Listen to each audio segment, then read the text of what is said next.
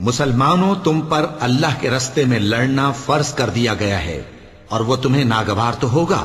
مگر عجب نہیں کہ ایک چیز تم کو بری لگے اور وہ تمہارے حق میں بھلی ہو، اور عجب نہیں کہ ایک چیز تم کو بھلی لگے اور وہ تمہارے لیے مضر ہو، اور ان باتوں کو اللہ ہی بہتر جانتا ہے اور تم نہیں جانتے۔ اے پیغمبر،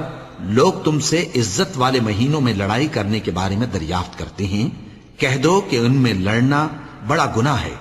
اور اللہ کی راہ سے روکنا اور اس سے کفر کرنا اور مسجد حرام یعنی خانہ کعبہ میں جانے سے بند کرنا اور اہل مسجد کو اس میں سے نکال دینا جو یہ کفار کرتے ہیں، اللہ کے نزدیک اس سے بھی زیادہ گناہ ہے، اور فتنہ انگیزی خون ریزی سے بھی بڑھ کر ہے،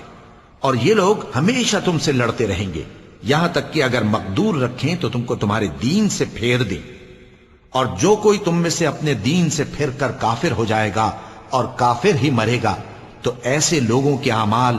دنیا اور آخرت دونوں میں برباد ہو جائیں گے، اور یہی لوگ دوزخ میں جانے والے ہیں جس میں ہمیشہ رہیں گے۔ جو لوگ ایمان لائے اور اللہ کے لیے وطن چھوڑ گئے اور کفار سے جنگ کرتے رہے، وہی اللہ کی رحمت کے امیدوار ہیں، اور اللہ بخشنے والا ہے، رحمت کرنے والا ہے۔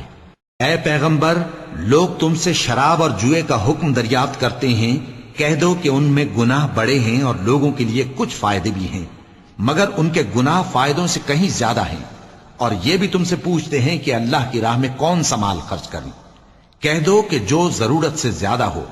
اس طرح اللہ تمہارے لیے اپنے احکام کھول کھول کر بیان فرماتا ہے تاکہ تم سوچو، یعنی دنیا اور آخرت کی باتوں میں غور کرو۔ اور تم سے یتیموں کے بارے میں بھی دریافت کرتے ہیں، کہہ دو کہ ان کی حالت کی اصلاح بہت اچھا کام ہے، اور اگر تم ان سے مل جل کر رہنا یعنی خرچ اکٹھا رکھنا چاہو تو وہ تمہارے بھائی ہیں، اور اللہ خوب جانتا ہے کہ خرابی کرنے والا کون ہے اور اصلاح کرنے والا کون۔